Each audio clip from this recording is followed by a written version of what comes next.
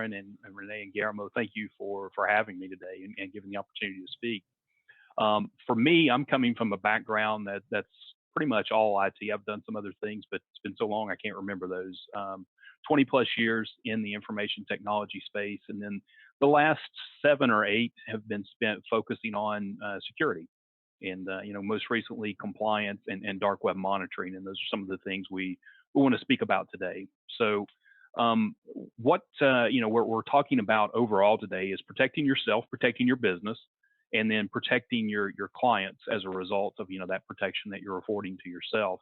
I'm sure that everybody that's listening to this, if you've got a TV or a radio or your phone in your hand, you see information all the time about new breaches. You see companies that have had exposures and their databases have been released. You may have even been contacted and offered credit monitoring as a result of one of these because your information was included. Target, Equifax, Lowe's, we could name a long list of people that have had compromises, and the data is out there, and then it's exposed. It can be used against you. It can be weaponized against you. So there is some concern we need to have there, and some attention that needs to be paid, frankly, to exposures when they happen, when they occur. So the first question we would ask, and what we're going to speak to on this slide that Lauren's got up there is how are all these breaches happening? Where's the information coming from that's getting leaked out onto the dark web? If you look across the top of the graphic there, you're going to see almost 31% compromised or stolen credentials. That's the thing we've been talking about. The breaches that are happening at organizations that you may get notified on. Phishing. We're going to speak to that in some more detail as we get down into the presentation. But nearly 44% of the breaches that you see on the total are there. And if you throw in brute force attack, just to go across the top, you've almost reached 75% of all the exposures that are occurring, or all these breaches that are happening, are tied up there with compromised credentials and phishing. So they're attacking, looking for weaknesses in external defenses, and they're also attacking your employees, your humans. That's going to be the biggest, weakest spot is the human, how they react to things, and how the threats evolve and get more and more sophisticated and more realistic looking as they're perpetrated against them. So let's flip the slide over, Lauren, and I want to look at just an illustration here of the fact that you may have exposure that you're not considering. So, what we're showing on this slide is basically, with the movement to software as a service, or you may hear cloud-based. My parents like to continuously ask me, "What's the cloud? Do I have a cloud?" We're all moving to the cloud. That's what these software as a service offerings are. And what I'm doing here is just showing you 9 different quick categories that everybody falls into. Ask yourself as you look at these, do you go online and check your bank account, or does one of your employees do that? Do they, download information and reconcile your accounts? Has your email gone web-based? Is it O365? Is it through Google Directory? Is your payroll online? Are your human resources online? What all have you moved to that online setting or that software as a service setting? And what you're doing when you're using these services, this isn't a bad thing. We use a lot of them here at where I work, and they're great. They reduce costs. They allow us to be mobile. They allow us to be centralized. They do a lot of good things for us. But they also, and you have to be aware of this, they expand your attack surface. So really, the perimeter of what you're trying to protect now is not inside your business. It's not behind your 4 physical walls, and it's not behind your router or your firewall. It's anywhere that you've gone and you've established identity. It can all be under attack. We need to take special precautions and make sure that we are paying attention to what the exposures look like, in all these different services. So, here's what the attack chain looks like. You're using one of these services, and I would tell you there's probably some logos on there that you recognize. There's probably a lot on there that you recognize. They haven't all been breached already, but several of them have. So, the exposure is real. What happens with these credentials once they're exposed? Where do they go? What do people do with these? They take them to a space called the dark web. And we've all heard something about dark web. If I were in a room with you one-on-one right now, I would ask you to kind of start the conversation. Tell me what you know about the dark web. It's an interesting topic. I find people are interested in it, and I also find that people know something about it. Everybody knows a little something about it.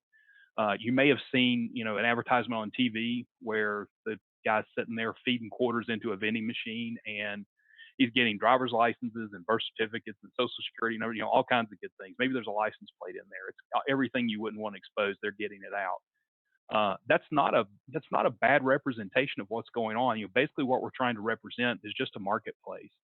So without getting into a really deep dive explanation of what the dark web is, I would just tell you that it's an area of the internet that offers anonymity. It's not searchable. It's a place where bad actors can go and they can establish, and they have established, a market to sell these credentials to other bad actors that would like to try to use them to attack you. And as we're going to see here with this next slide, and something I really want to draw attention to is the people that are conducting business on the dark web. These bad actors, or sometimes hear them called data handlers. They are operating this very much like a business.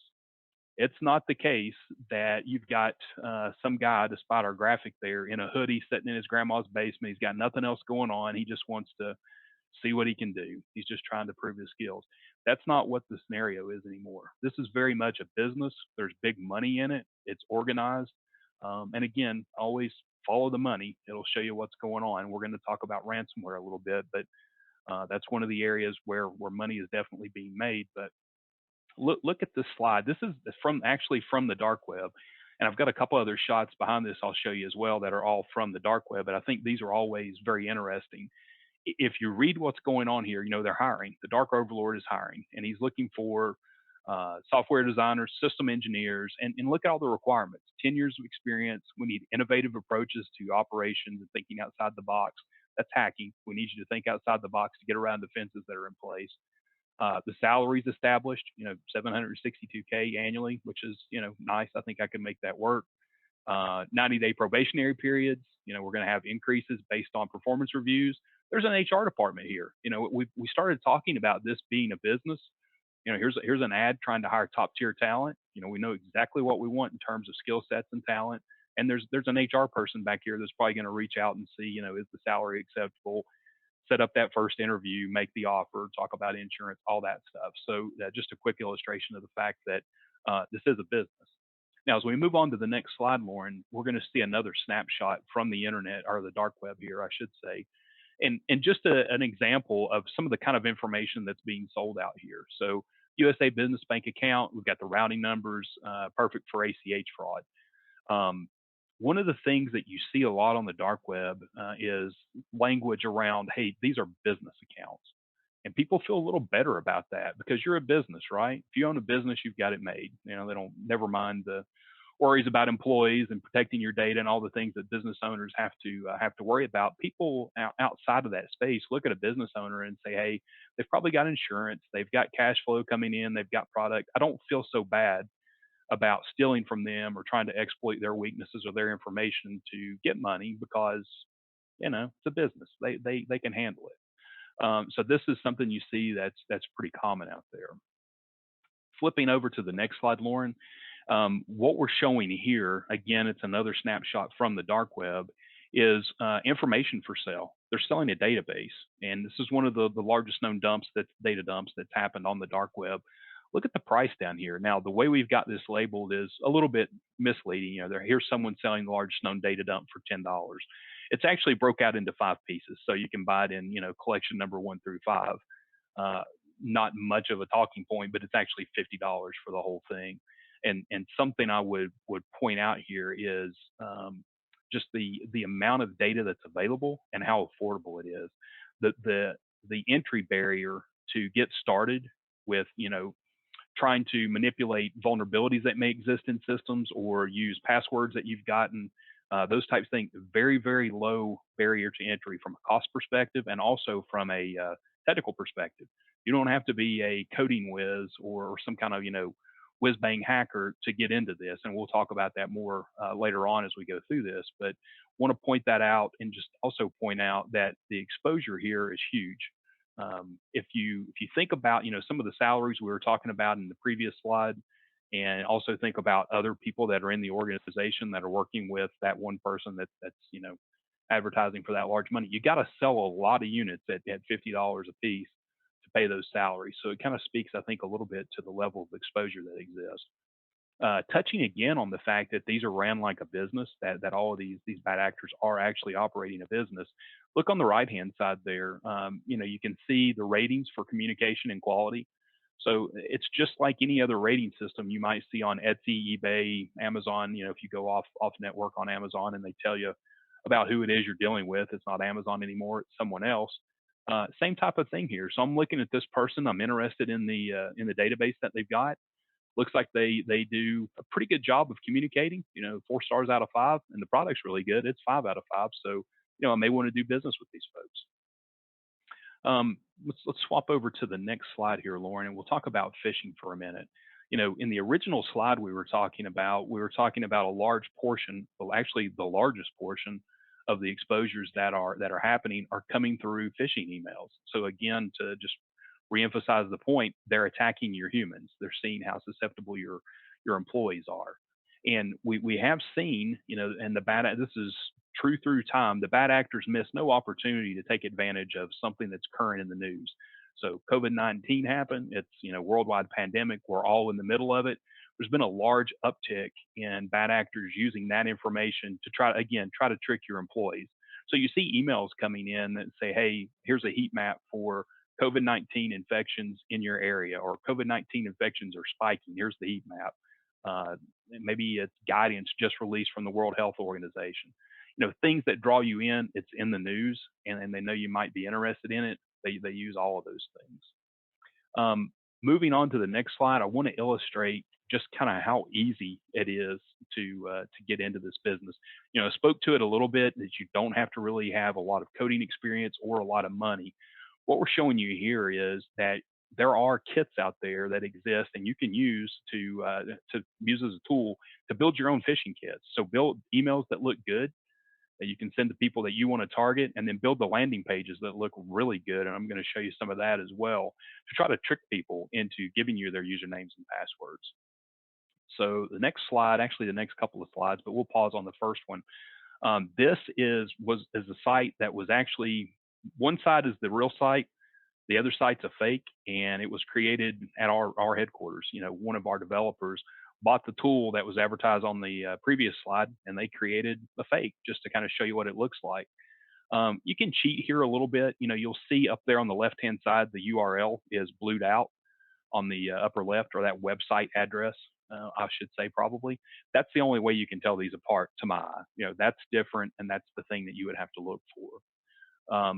Next slide, Lauren, is one more example of this. So here's a landing page created the same way. This one's for eBay. Obviously, you can read the logo there. Same thing. I would challenge you to identify the difference between these two sites, again, without the fact that the URL is a little different up there. Think about the environment that we're in as well. I know that I've got a little screen here that I carry around with me on my phone, where I can check my corporate email, I check my personal email, I'm checking all kinds of things all day.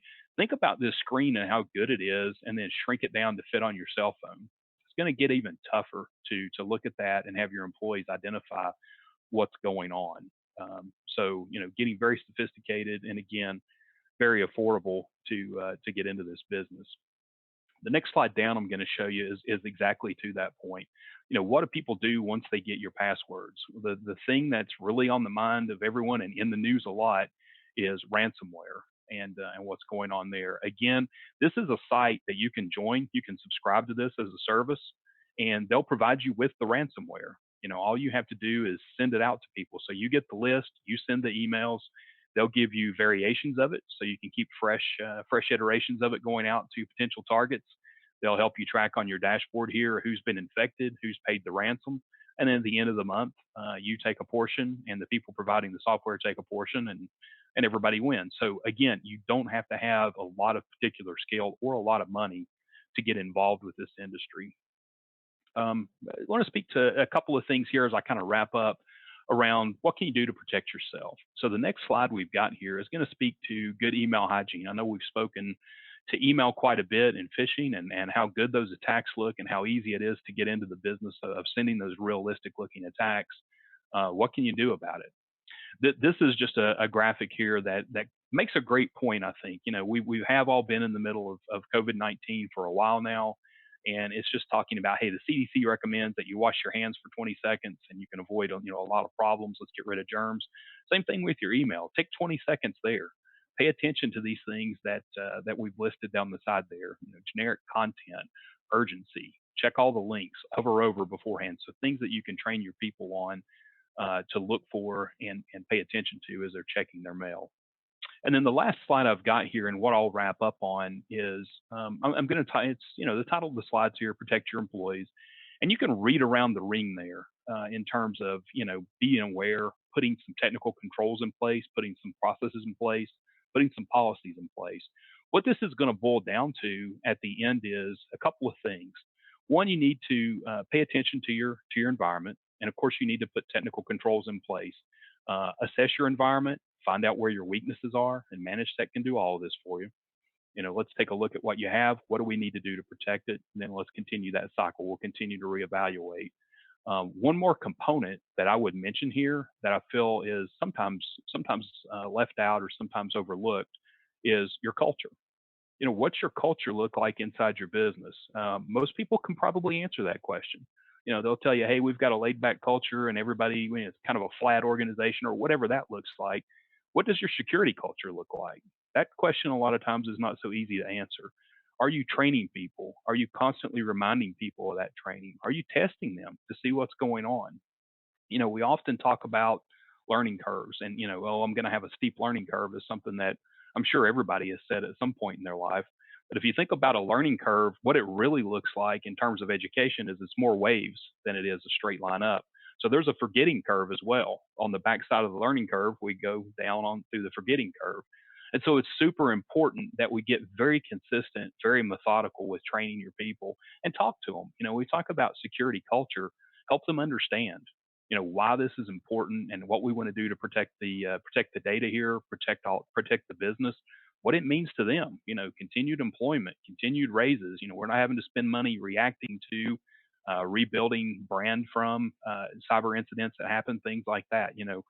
Get them involved in the process, give them the tools they need to make good decisions, and then test them so you can help them understand where they may want to spend more attention and things like that. So thank you for the time. That's the material I had to